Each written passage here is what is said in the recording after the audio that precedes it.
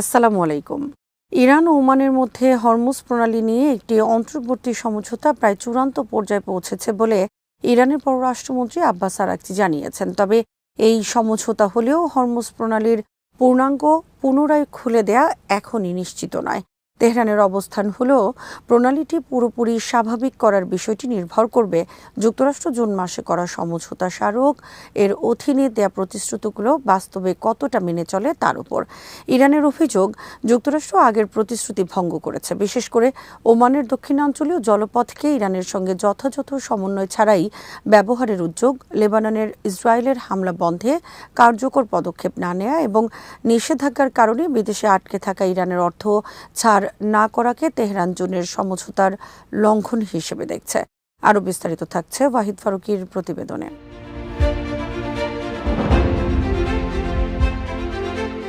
ওমানের মধ্যস্থতায় হরমুজ নিয়ে আলোচনা এগুলেও ইরান বিষয়টিকে কেবল একটি নৌপথ চালুর প্রশ্ন হিসেবে দেখছে না, বরং এটিকে যুক্তরাষ্ট্রের সঙ্গে বৃহত্তর কৌশলগত দর কষাকষির অংশ হিসেবে বিবেচনা করছে। একই দিনে ইসলামিক রেভলিউশনারি গার্ড কোর আইআরজিসির মুখপাত্র হোসাইন মোহেব্বি আরও কঠোর অবস্থান তুলে ধরে বলেন, হরমুজ প্রণালী পুনরায় খুলে দেওয়ার নিজস্ব একটি নির্দিষ্ট প্রক্রিয়া রয়েছে এবং এটি ইরান ওমান আলোচনার সঙ্গে সরাসরি সম্পর্কিত নয়। তার বক্তব্যের সবচেয়ে গুরুত্বপূর্ণ দিক হল, হরমুজকে ইরান কেবল অর্থনৈতিক জলপথ হিসেবে দেখছে না, বরং দেশের ভৌগোলিক অবস্থান থেকে তৈরি একটি গুরুত্বপূর্ণ কৌশলগত শক্তি হিসেবে বিবেচনা করছে।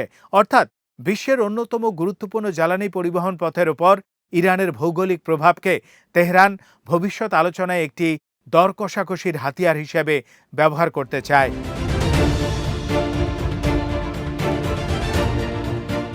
আইআরজিসি মুখপাত্র যুক্তরাষ্ট্রকে ওমানের সঙ্গে চলমান আলোচনায় হস্তক্ষেপ না করার আহ্বান জানিয়েছেন এবং দাবি করেছেন আলোচনা প্রায় চূড়ান্ত পর্যায়ে রয়েছে। এর আগে ইরানের কট্টরপন্থী পার্লামেন্টের জাতীয় নিরাপত্তা কমিশনের মুখপাত্র জানিয়েছিলেন, ওমানের সঙ্গে হরমুজ নিয়ে একটি কাঠামোগত সমঝোতা হয়ে গেছে এবং খুব শিগগিরই চুক্তি হতে পারে। প্রেসিডেন্ট মাসুদ পেজেশকিয়ানও জুনের মার্কিন ইরান এমওইউ এর প্রতি নিজের সমর্থন পুনর্ব্যক্ত করে বলেছেন তিনি এই সমঝোতা দৃঢ়ভাবে রক্ষা করবেন। একই সঙ্গে তিনি নিজের পদত্যাগের সম্ভাবনা নিয়ে ছড়ানো জল্পনাও প্রত্যাখ্যান করেছেন। ফলে ইরানের অভ্যন্তরীণ রাজনীতিতেও একটি গুরুত্বপূর্ণ বার্তা গেছে। কট্টরপন্থীদের চাপ থাকলেও পেজেশকিয়ান আপাতত কূটনৈতিক পথ পরিত্যাগ করতে প্রস্তুত নন।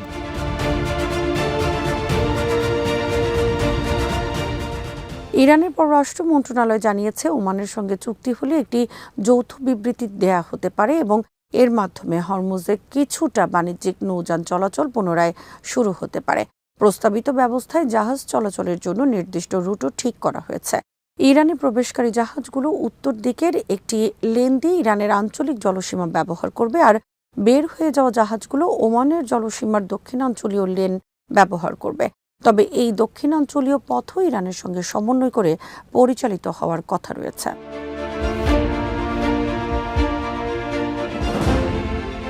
যুক্তরাষ্ট্রের বিভিন্ন গণমাধ্যমের প্রতিবেদনে বলা হয়েছে, প্রাথমিক এই ব্যবস্থা 60 দিনের জন্য কার্যকর হতে পারে এবং প্রয়োজন হলে মেয়াদ বাড়ানো সম্ভব। একই সঙ্গে হরমুজের কেন্দ্রীয় অংশে থাকা সম্ভাব্য নৌমাইন অপসারণ, ভবিষ্যতে সামরিক জাহাজ চলাচলের নিয়ম এবং বাণিজ্যিক জাহাজের জন্য সমন্বিত ফি ব্যবস্থার মতো বিষয়ও আলোচনায় রয়েছে। কিন্তু সবচেয়ে বড় প্রশ্ন রয়ে গেছে যুক্তরাষ্ট্রের সামরিক উপস্থিতি নিয়ে। ইরান দীর্ঘদিন ধরে বলে আসছে, হরমুজ পুরোপুরি স্বাভাবিক করতে হলে দক্ষিণাঞ্চলীয় ইরানি বন্দরগুলোর ওপর মার্কিন নৌ অবরোধ প্রত্যাহার এবং ওই অঞ্চলে যুক্তরাষ্ট্রের সামরিক সম্পদের একটি অংশ সরিয়ে নেওয়া প্রয়োজন। ওয়াশিংটন এই দাবিগুলো কতটা গ্রহণ করবে সেটি এখন সমঝোতার সবচেয়ে গুরুত্বপূর্ণ পরীক্ষা। কারণ শান্তিপূর্ণ সময়ে বিশ্বের প্রায় 20% তেল হরমুজ প্রণালী দিয়ে পরিবাহিত হয়। ফলে এই জলপথে দীর্ঘস্থায়ী অস্থিরতা শুধু ইরান বা উপসাগরীয় দেশগুলোর অর্থনীতিকেই নয়, গোটা বৈশ্বিক জ্বালানি বাজারকেও বিপর্যস্ত করতে পারে।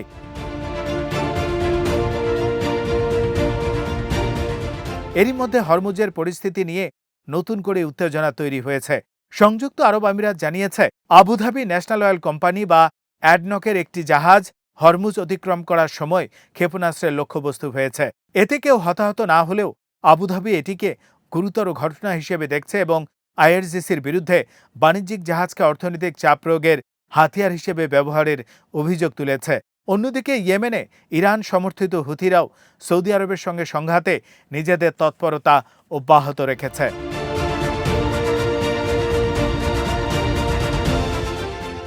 সৌদি সমর্থিত ইয়েমেনি সরকারের নিয়ন্ত্রিত মারিব এলাকায় হুথিদের হামলার পর পাল্টা সামরিক অভিযানের ঘোষণা এসেছে। এর আগে সৌদি আরবের নজরান এলাকাতেও হামলা এবং সৌদি তেলবাহী জাহাজকে লক্ষ্য করে একাধিক আক্রমণের দাবি করেছে হুথিরা। ফলে হরমুজের পাশাপাশি বাবাল মান্দাবও বৈশ্বিক বাণিজ্যের জন্য ঝুঁকিপূর্ণ হয়ে উঠেছে।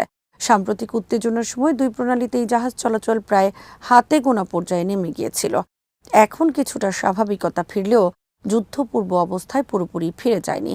এমনকি কিছু জাহাজ শনাক্তকরণ এড়াতে ট্রান্সপন্ডার বন্ধ করেও চলাচল করছে। তবে কূটনৈতিক অগ্রগতির সম্ভাবনায় আন্তর্জাতিক বাজার ইতিবাচক প্রতিক্রিয়া দেখিয়েছে।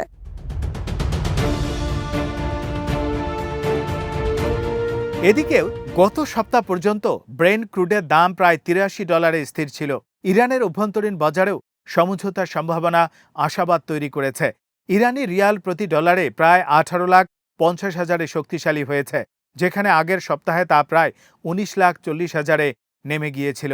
একই সময় তেহরান স্টক এক্সচেঞ্জের প্রধান সূচক 112,000 পয়েন্ট বা 2% বেশি বেড়ে 55,20,000-এ পৌঁছে গেছে। সব মিলিয়ে ওমানের মধ্যস্থতায় হরমুজ নিয়ে যে সমঝোতা এগোচ্ছে তা আপাতত একটি সীমিত ও অন্তর্বর্তী সমাধানের পথ খুলে দিয়েছে।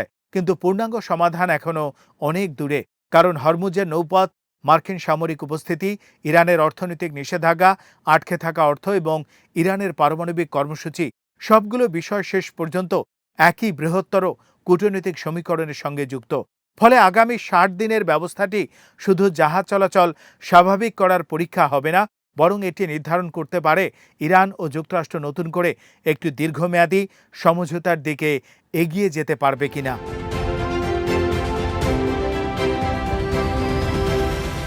আজ এখানেই শেষ করছি। সমরাস্ত্র, প্রতিরক্ষা ও কূটনীতির নানা তথ্য জানতে চোখ রাখুন বিডিভিউজ ইনফোটেইনমেন্টে। চ্যানেলটি ভালো লাগলে সাবস্ক্রাইব করুন, সংযুক্ত থাকুন আমাদের ফেসবুক পেজে। আল্লাহ হাফেজ।